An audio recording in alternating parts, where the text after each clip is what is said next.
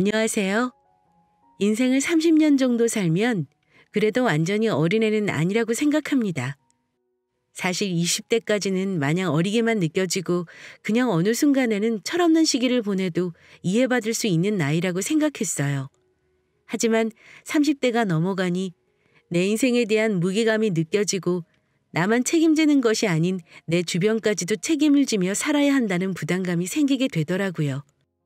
그래서 더 이때부터 신중하게 인생에 대해 설계를 해나가고 하나하나 저의 목표를 이루어 나가야 한다는 생각을 하게 되었는데요. 그중 하나가 바로 결혼이었습니다. 저는 외동으로 자랐기 때문에 늘 결혼을 하면 아이를 많이 낳아야겠다는 생각을 하며 살았어요. 물론 외동딸인 저를 귀하게 키워주신 부모님과 함께 있는 시간도 좋았지만 뭔가 북적북적한 집안 분위기를 느끼며 살고 싶었거든요. 그래서 자연스레 일찍 결혼을 해야겠다는 마음을 가지고 있었고 20대를 지나 30대에 결혼하는 것도 이른 편은 아니었지만 그래도 32세에 사랑하는 사람과의 결혼을 약속하면서 저의 미래에 대한 기대와 설렘을 가득 느낄 수 있었어요. 하지만 저의 설렘과 기대들은 결혼 준비를 하는 과정에서 모두 다 무너져 버렸습니다. 오늘 그 이야기를 한번 저의 사연으로 내놓아 보려 합니다. 잠깐 이야기한 것처럼 저는 32살이라는 나이에 결혼을 준비하게 되었어요. 남편 될 사람은 먼저 결혼한 친구가 소개를 해줘 인연이 되어 만나게 되었습니다. 특별하게 잘생겼다거나 성격이 좋은 편은 아니었어요. 그냥 조용했고 성실하게 회사 안에서 제 할 일을 하는 사람이라 그런 면들이 좋아서 만났습니다. 저도 시끄러운 거 싫어하고 조용히 카페에서 커피 마시고 여유 보내는 걸 좋아하는 편인데 이 사람 성향도 그랬어요. 그래서 저희 둘이 잘 맞다고 생각해 결혼까지 마음을 먹게 된 거였죠. 연애는 1년 정도 했습니다. 그냥 잔잔하게 연애하다가 잔잔하게 결혼까지 할 생각이었어요. 너무 크게도 아니고 부모님들 생각해서 적당히 할 예정이었죠. 그렇게 저희 둘이 계획을 어느 정도 마치고 양가 집안에 인사를 가게 되었습니다. 먼저 서울에 계신 저희 부모님부터 찾아뵈서 흔쾌히 승낙을 받았습니다. 차분하고 듬직한 모습에 배경 조건 아무것도 안 보시고 당신 딸에게 결혼하면 잘해주라는 말만 남기시며 예비 남편을 꼭 안아주셨습니다. 하지만 저희 친정과는 달리 대전에 살고 계시는 예비 시댁은 뭔가 다르다는 걸 식사를 하면서 곧 알아차릴 수 있었습니다. 예비 시부모님들은 연세가 두 분 다 70이 넘으셨는데 그중에 예비 시어머니는 딱 인상을 봐도 보수적이다, 되게 깐깐하다, 인상이 무섭다라는 첫인상을 받았습니다. 일단 그래도 처음 뵙는 자리였기 때문에 저희는 대전에서도 유명한 한식집으로 자리를 마련해 두 분을 모셨습니다. 매우 떨리는 마음으로 자리에 앉아 있다가 두 분이 들어오실 때 저는 벌떡 일어나 인사를 드렸어요. 안녕하세요. 어머님, 아버님.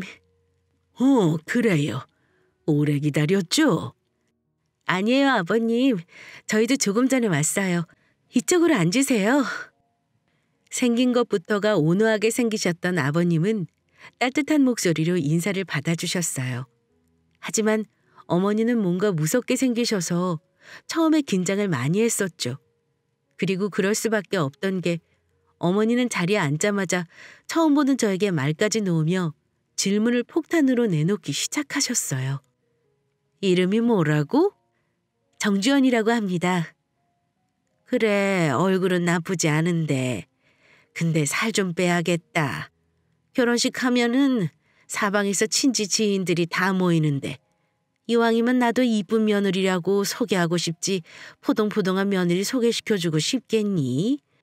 그러니까 지금부터 딱 5kg만 빼. 빼서 우리 가족 사진 예쁘게 찍자꾸나. 저는 어머님의 무례한 말씀에 이때부터 마음이 상하기 시작했어요. 하지만 진짜는 그 다음부터였습니다. 그건 그렇고 부모님은 뭐 하시나? 서울에 사신다고 들었는데. 네, 서울에서 장사하고 계세요. 그래. 서울에서 무슨 장사 하시나? 그냥 서울에 있는 가락시장에서 장사하고 계세요. 시장에서? 아유, 그래? 서울에서 할 게 얼마나 많은데 하필이면 시장 장사를. 요즘 장사도 잘 안 된다고 하던데. 저는 마지막에 혀를 차는 어머니의 모습을 보면서 깜짝 놀랐습니다. 저는 지금까지 우리 부모님의 직업을 단 한 번도 부끄럽게 생각해 본 적이 없었거든요. 근데 마땅치 않다는 듯이 혀를 쳐대는 예비 시어머니의 모습을 보며 너무나 속이 상해버렸습니다. 근데 그것까지만 해도 괜찮았을 텐데 어머니는 더한 폭탄을 던지셨어요. 내가 저번에 사돈 되실 분들 어디 사는지 궁금해서 우리 애한테 물어본 적이 있었는데 무슨 주소가 어디 주공아파트 주소라고 하던데 맞니? 혹시 정말 너하고 니네 부모님 거기 살고 있는 거 맞아? 네, 아직 살고 있어요. 아유, 니네 부모님은 시장에서 돈 벌어서 집안 사고 뭐 했다니. 아직도 그런 빈민촌에서 살고 계시고. 적어도 그 정도 나이 드셨으면 이름 있는 아파트에 사셔야지. 아이, 벌써부터 걱정이다.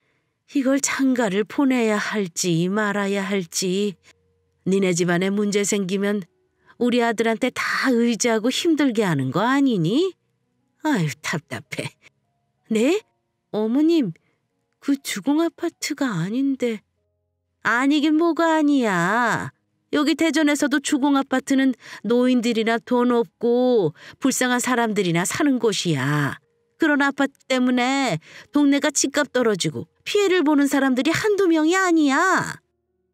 아이, 이 사람도 그만해. 아까부터 듣자 하니까. 미안해요. 처음으로 인사 온 자리에서. 이 사람 말 신경 쓰지 말고 얼른 밥 들어요. 예비 시어머니는 잘 알아보지도 않으시고 부모님과 같이 사는 아파트가 마음에 안 드셨는지 그걸 가지고 트집을 잡기 시작했습니다. 어이가 없었어요. 정말 아버님이 중간에서 말리시지만 않으셨으면 저도 지지 않을세라 크게 한마디 해줄 뻔했습니다. 그리고 아시는 분들은 아시겠지만 제가 살았던 그 아파트는 말이 주공아파트지 대전에서 아파트를 몇 채를 사고도 남을 정도의 아파트인데 고지식한 예비 시어머니는 그저 주공아파트라는 이름 하나만으로 그런 편견을 가지고 계신 것 같았습니다. 그리고 예비 시부모는 40년 이상을 같이 사셨지만 성향이 극과 극인 것 같았습니다. 어머니만 생각하면 결혼 준비 과정부터 시작해서 앞으로의 저의 미래가 참 걱정스러웠지만 그래도 뒤에서 든든하게 받쳐주시는 아버님이 계셔서 약간은 안심할 수 있었어요. 긴장도 많이 되고 여러 가지 복잡한 심정을 가진 채로 인사드리는 자리가 끝나고 며칠 뒤였습니다. 저의 생일이 며칠 남지 않은 시점에서 결혼 전 연애 시절 가지는 저의 마지막 생일이라 남자친구가 연애하는 기분 만끽하게 근사하게 보내자고 하기에 저희는 나름 고급 레스토랑도 예약을 했었어요. 그리고 남자친구의 낌새를 보니 그날 저에게 프로포즈까지 할 것 같아 저도 무척이나 기대를 하면서 저의 생일을 기다리고 있었죠. 근데 갑자기 예비 시어머니에게서 전화가 왔습니다. 처음에는 모르는 번호였기 때문에 그냥 아무렇지 않게 받았어요. 여보세요? 주연이니? 네? 아, 맞네. 난 이 시엠이 될 사람이다. 아, 어머니. 안녕하세요. 그동안 잘 지내셨죠? 잘 못 지냈다. 너 제정신이니? 네? 갑자기 그게 무슨 말씀이세요? 시어머니는 남자친구에게 저 번호를 물어보셨는지 갑작스럽게 전화를 하셨고 전화를 하자마자 영문도 모르는 저에게 화를 내셨어요. 이게 모른 척은 너 우리 집 좀 산다고 우리 아들 뜯어먹으려고 작정한 거지? 이 여우 같은 게. 어머니, 갑자기 전화하셔서 그게 무슨 말씀이에요? 대체 제가 왜 뜯어먹어요? 웃기지 마. 처음부터 내 아들 노린 거 아니야? 그렇지 않고서야 여태까지 사치라고는 부려본 적 없는 애가 갑자기 돈을 막 써대기 시작하잖아. 뭐 때문에 돈을 그렇게 써대는지 모르겠지만 저 때문은 아닌 것 같은데요. 저는 뭐 사오라고 시킨 적도 없어요. 이게 뭘 잘했다고 짜졌어? 너 지금 내 아들 카드로 얼마를 긁었는지 알아? 얼마를 긁었는데요? 150. 너한테 프로포즈 한답시고 반지 사야 한다며 내 카드로 이만큼을 긁었다고. 말이 된다고 생각하니? 저는 그 순간 너무 당황했습니다. 프로포즈를 할 거라는 건 예상하고 있었지만 그 준비를 어머니 카드로 할 거라고는 상상하지도 못했어요. 아니, 번듯한 직장이 있고 나이가 적은 편도 아니라서 그동안 모아놓은 돈이 없는 것도 아닐 텐데 황당 그 자체였습니다. 게다가 그게 무슨 돈 몇백 천만 원이라도 하면 몰라요. 물론 그 정도는 바라지도 않았지만 프로포즈 반지를 150만 원에 구매한 걸로 뭐라고 하기에는 가격대가 너무 평범했어요. 솔직히 말해서 제 주변인들은 프로포즈 반지 받을 때 다 그런 건 아니더라도 기본 300만 원 이상 되는 반지라든지 명품 가방 같은 걸 받는 것을 많이 받고 저는 그 정도를 바란 것도 아니었지만 여자로서 프로포즈 받을 때 그 정도의 반지는 받아도 된다고 생각했습니다. 어머니, 상현 씨가 저 모르게 프로포즈 한다고 준비를 한 것 같은데 저는 진짜 시킨 적도 없고요. 근데 솔직히 말해서 150만 원짜리면 그렇게 비싼 것도 아니에요, 어머니. 왜 그렇게까지 화를 내세요? 저는 억울한 마음에 시어머니에게 지지 않고 그대로 저의 생각을 말했습니다. 그랬더니 어머니는 한층 더 흥분을 하시면서 저에게 더 뭐라고 하셨어요. 이 여우 같은 게 네가 은근슬쩍 흘렸겠지. 안 그럼 그런 거 살 줄 모르는 애가 무턱대고 그 비싼 걸 샀겠냐고. 그냥 잘못했습니다 하고 끝나면 될 것이지. 됐다. 저는 너무 억울하고 화도 나면서 이게 무슨 상황인지 이해가 가지 않아 그저 눈물만 났습니다. 너무 억울하고 분했어요. 그래서 곧바로 남자친구에게 전화를 해서 따지기 시작했습니다. 오빠, 지금 어머니 카드 쓰고 다녀? 엄마가 결혼하기 전에 내 통장 관리 해준 데서 회사 다닐 때부터 기본 생활비만 빼고 다 어머니 보내드리고 있어. 좀 큰 돈이 필요하다 싶으면 엄마 카드로 쓰고 있고 엄마가 카드 있으면 돈 흥청망청 쓰고 다닌다며 나보고 카드 만들지 말라고 하면서 엄마 카드 주더라고. 뭐야, 지금 나이가 몇인데 아직도 마마보이처럼 엄마한테 다 맡기고 있어. 어머님 전화 오셨잖아. 당신 프로포즈 하려고 반지 150만 원짜리 반지 샀다면서. 그거 어머니 카드로 샀다고 나한테 전화해서 내 피 말리고 있다고. 이제 어떻게 할 거야? 짜증나. 주연아, 미안해. 아니, 나는 엄마가 그렇게 반응이 나올지 정말 상상도 못했어. 그때부터는 많은 고민이 시작되었습니다.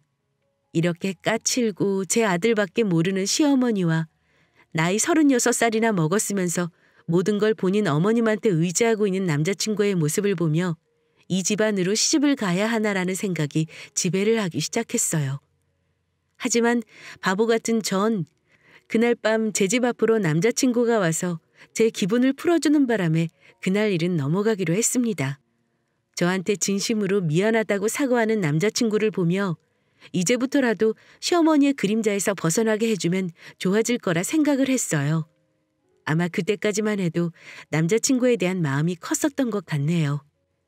그러다가 딱 한 번 감동받은 사건도 있었습니다.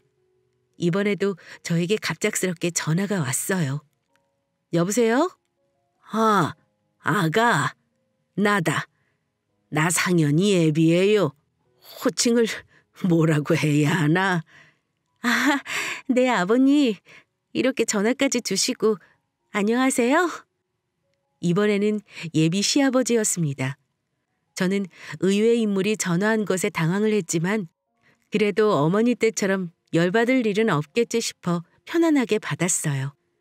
다름이 아니라 시간이 괜찮으면 좀 만났으면 좋겠는데 내일 서울에 볼 일이 있어가지고 가는 김에 얼굴 한번 보고 싶어서. 퇴근하고 저녁에 시간 되겠어? 다음 날 퇴근 시간에 맞춰 아버님은 저희 회사 쪽으로 찾아오셨고 저는 회사 근처에 좋은 식당으로 모시고 갔습니다. 그리고 거기에서 되려 제가 아버님께 대접을 받아 눈물을 펑펑 쏟고 말았어요. 내가 갑자기 불러내서 불편한 건 아니지? 아니에요. 근데 궁금하기는 했어요, 아버님. 어머님도 상현 씨도 안 부르시고 저만 보자고 하신 이유가 뭘지. 다른 게 아니고 이걸 좀 전해주고 싶어서. 아버님은 저에게 전해주고 싶었던 게 있었다며 말씀 뒤에 곧바로 처음부터 손에 들고 있던 선물 상자를 저에게 건네주셨어요. 이게 뭐예요, 아버님? 뭐 지금 불러봐도 상관은 없지만 집에 가서 봐도 되고 편한 대로 구경해. 좋은 건 아닌데 그냥 여자들 목에 거는 거랑 귀에 거는 거 좀 사봤어. 요즘은 세트로 판매한다고 하기에 좀 골라봤는데 마음에 들까 모르겠네. 네? 아니, 갑자기 왜 이런 걸... 아들한테 들어보니 생일이 지났다고 하더라고. 얼마 전에는 그것 때문에 우리 집사람이 주연이한테 몹쓸 말도 좀 한 것 같고. 아버님, 알고 계셨어요? 그럼 그때 집에 있었는데 그깟 150만 원이 모대수라고. 우리 아들이랑 결혼해 주는 것만 해도 감지덕지지. 그렇게 말씀해 주셔서 감사합니다, 아버님. 저는 생각지도 못했던 아버님의 마음에 큰 감동을 받았어요. 그리고 감격의 눈물을 흘릴 수밖에 없었습니다. 우리 아들이 그날 이후로 프로포즈를 잘 해줬는지는 모르겠지만 이건 그때 맘 상한 것 풀란 의미로 사봤어. 우리 애 엄마는 모르는 일이니까 비밀로 하고 내가 좀 뒤에다가 숨겨놓은 게 있었거든. 아버님은 어머님 몰래 비상금을 마련해 두셨다는 이야기를 재미있게 하시고는 쑥스럽다는 듯이 웃으셨습니다. 그동안 어머니에게 받은 무시 때문에 마음이 많이 상해 있었는데 아버님의 말씀 하나로 다 풀리게 되었어요. 하지만 안타깝게도 거기에서 끝나지 않았습니다. 아무리 좋은 아버님이 계시다고 한들 제 인생의 악인과도 같았던 어머니를 더는 상대할 수가 없었어요. 며칠 뒤에 아주 결정적인 사건이 일어나게 되었고 저는 그 사건으로 인해 인생에서 잊지 못할 경험을 하게 되었어요. 사실 저희 엄마는 제가 어렸을 때 사고가 한 번 크게 나서 왼쪽 눈이 거의 실명 상태였습니다. 엄마는 그것 때문에 불편한 생활을 오래 하시면서도 한 번도 제 앞에서 원망이나 불평을 쏟아본 적이 없으셨어요. 그리고 불편한 몸을 이끌고 시장에서 열심히 장사하여 아버지와 함께 저를 먹여 키우시고 대학까지 보내셨죠. 근데 그 사실들을 제가 어머님께 말씀드린 적이 없었는데 갑자기 어머님 입에서 그 소리가 나오는 거예요. 알고 보니 미친 남자친구가 그런 세세한 얘기까지 어머님께 한 것 같더라고요. 저는 그날 시어머니가 제게 한 행동을 보고 분노를 금할 수 없어 사고를 치고 말았습니다. 사건은 이러했어요. 저는 주말에 예비 시모에게 주말에 집에 와서 밥을 먹으라는 이야기를 남자친구를 통해 전달받았고 거절할 수 없어 토요일 점심에 방문을 했습니다. 그리고 한창 점심을 먹고 있을 때 갑자기 저에게 어머니가 그 이야기를 꺼내신 거였어요. 근데 너희 어머니 왼쪽 눈이 안 보인다면서? 네? 그걸 어떻게 상현 씨한테 들으신 거예요, 어머니? 그래, 내 아들한테 들었다. 너는 그런 사실이 있으면 처음부터 말을 했어야지. 그게 어머니께 첫 만남부터 다짜고짜 말씀드릴 이야기가 아니라서 말씀을 못 드렸었는데. 나 참, 그럼 언제 말하려고 그랬니? 우리 아들이 말 안 했으면 깜빡 속을 뻔했잖아. 네? 속다니요? 제가 어머님을 속인 적이 없는데 어떻게 그렇게 말씀하세요? 어허, 참, 그만해 당신. 저와 어머님의 목소리가 점점 높아지자 옆에서 식사를 하고 계시던 아버님이 어머니를 제지시키셨습니다. 하지만 거기에서 순순히 조용해질 뿐이 아니셨어요. 아니, 그렇잖아. 그런 중요한 사실이 있으면 당연히 처음부터 밝히는 게 맞는 건데. 아니, 어떻게 된 게 집안도 거지라 마음에 안 들었는데 아주 그냥 대책 없이 장애인까지 있는 집안이라니. 우리 아들이 다 먹여 살리려면 아주 등골이 다 휘겠어. 지금 말 다 하셨어요? 저는 어머니의 거침없는 무시 발언에 완전히 화가 나버렸어요. 평생을 고생하며 살아온 우리 엄마한테 장애인이라고 말하며 완전히 밑바닥으로 깔아버린 게 용서가 안 되었습니다. 그래서 저는 그 자리에서 질 수 없어 반격에 나서버렸어요. 저기요, 여기 대전 아파트 얼마예요? 꼴랑 해봐야 6, 7억 돼요? 댁 아들 얘기 들어보니까 이것도 절반은 대출 끼고 산 거라면서요? 그러면서 고작 이름 있는 아파트 하나 가지고 있다고 왜 사람을, 인격을 무시하고 저희 친정엄마까지 얘기하시면서 말을 함부로 하시는 건데요? 왜요? 우리 엄마가 장애인이라서 싫으세요? 어머님이 저희 어머님 평생 모시고 살 거세요? 그러지도 않을 거면서 이 자리에 있지도 않은 우리 어머님 얘기를 꺼내시면서 인격 모독을 하는 건데요? 그래요. 우리 엄마 장애인 맞아요. 하지만 저 그런 어머님 밑에서 불편한 거 없이 귀하게 자랐어요. 그러니 말 함부로 하지 마셨으면 좋겠습니다. 내가 봤을 땐 어머님은 외적으로 장애가 있는 게 아니라 정신상태가 인격장애인이네요. 뭐? 인연이 뭐라고 짓거리는 거야? 미쳤어? 어디서 시애미 앞에서 그런 말버릇이야? 이거 완전 보니 눈 돌아가면 나중에 우리 아들도 죽일 년이네. 뭐요? 누가 당신 시애미예요? 저 이 결혼 안 해요. 못해요. 당신처럼 인격 파탄에 정신이 나간 집안이랑 결혼 안 해요. 그리고 아줌마, 제가 한마디만 더 할게요. 자꾸 우리 집 못 산다, 빈민 아파트 산다, 장애인이나 사는 아파트에 산다 그러시는데 저희 집이 어디에 있는 줄 알고 그런 말씀하시는 거예요? 저기요, 지금 부모님 사는 집 시세가 10억이 넘어요. 서울에 있는 부동산에 전화해서 물어보세요. 잘 알지도 못하면서 왜 짓거리시는데요? 그 집에서 저 중학교, 고등학교, 대학교 다 나왔고요. 아무 부족함 없이 살았어요.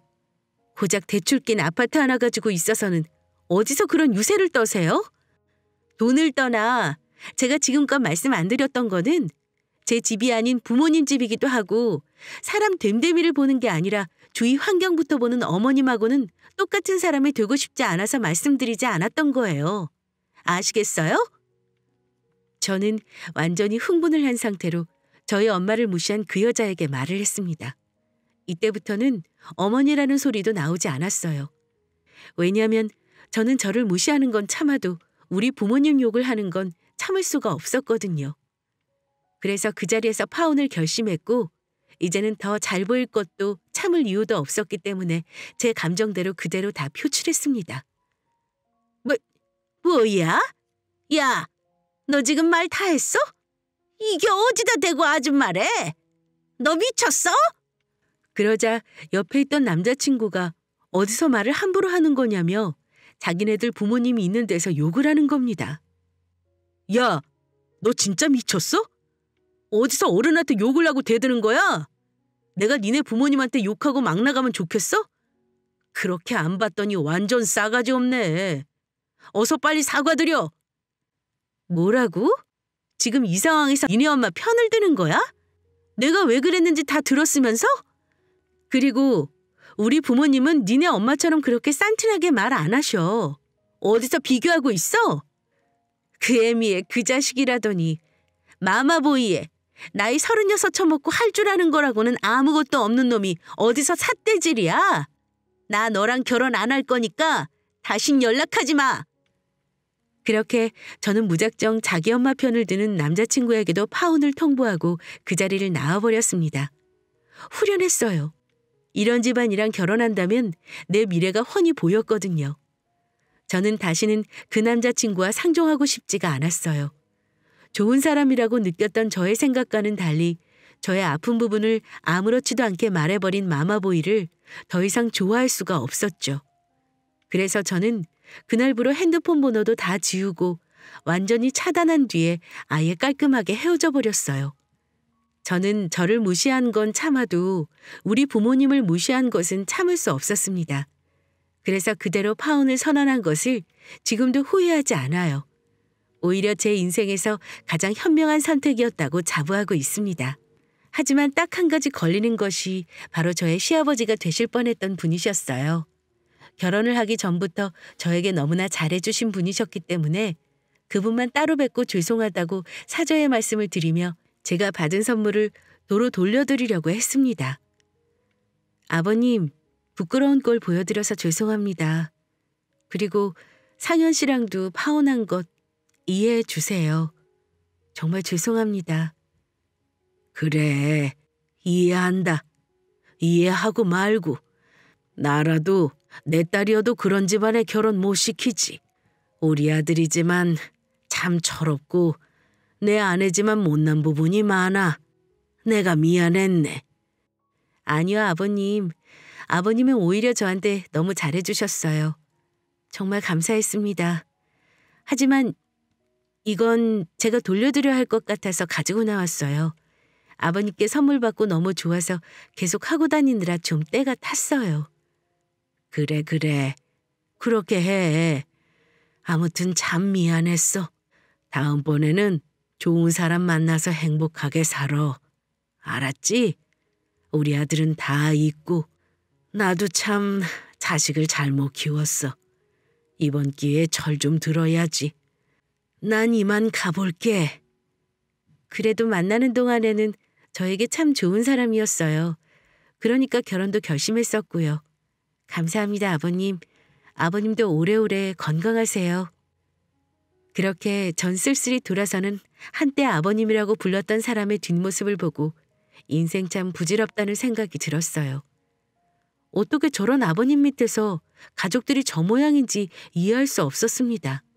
그리고 저희 부모님께도 모든 상황을 다 설명을 해드렸더니 오히려 저에게 잘했다고 말씀해 주셨습니다. 그날 이후 남자친구였던 놈은 시도 때도 없이 찾아와 제게 설득을 하며 결혼하기를 원했지만 전 그럴 때마다 쓰레기 보듯 쫓아버렸습니다. 그래도 계속 찾아오길래 그 앞에서 112에 신고해서 스토커 신고를 하니 그 이후부터는 무서운지 오지 않더라고요. 경찰이 무섭긴 무서웠나 보네요. 나이 36 먹고 그렇게 간절히 재결합을 원한다면서 경찰차가 저 멀리서 오는 걸 보고 쥐새끼처럼 도망가는 모습을 보고 참 한심하다는 생각이 들었습니다. 저런 남자를 믿고 평생 살려고 했으니 제 눈이 부족하다는 걸 다시 한번 깨달을 수 있었네요. 전 지금 부모님과 함께 이사를 가 새로운 집에서 생활을 하고 있습니다. 그 이유는 조금 있으면 저희가 살았던 주공아파트가 철거가 들어갈 예정이었거든요. 20년 넘게 살았던 집이 한순간에 없어진다고 하니 안타깝기는 하지만 추억 속으로 남기고 전 다시 우리 부모님과 새 인생을 시작해보려 합니다. 그리고 사람 보는 눈을 좀 높여서 다시는 이런 일을 겪지 않도록 신중에 신중을 가할 거고요. 당분간은 남자들 돌처럼 볼 것 같네요. 연애하는 대신 취미생활도 즐기며 저를 위해 투자를 해볼 생각입니다. 그래서 얼마 전에 강아지를 한 마리 입양했습니다. 이 강아지 이름을 행복이라고 지어줬는데 그 이유는 앞으로는 제게도 행복한 일만 생기기 바랬고 우리 행복이하고도 오래오래 행복하게 지내고 싶어 그렇게 이름을 지었습니다. 부모님도 우리 행복이를 보고 평소 잘 웃지 않았던 분들이 웃음꽃을 활짝 피며 이뻐해주고 있고요. 행복이는 제가 퇴근할 때도 가장 먼저 꼬리를 흔들며 반겨주는 가족이랍니다. 이번 일을 겪으며 다시 한번 가족의 소중함을 느낄 수 있었네요. 가정교육이 왜 그렇게 중요한지 깨달을 수 있었고요. 지금은 결혼 생각이 없지만 몇 년 후 다시 한번 좋은 인연을 맺고 결혼할 남자가 나타난다면 잘 판단해서 다시는 이런 일 겪지 않도록 하겠습니다. 여러분도 앞으로 인생의 큰 일은 정말 신중하게 결정하시기 바랄게요. 한순간의 선택이 인생을 좌지할 수 있다는 걸 뼈저리게 느끼며 사연을 마치도록 하겠습니다. 앞으로 잘 살아볼게요. 여러분도 건강하게 좋은 일만 가득하시길 바랄게요.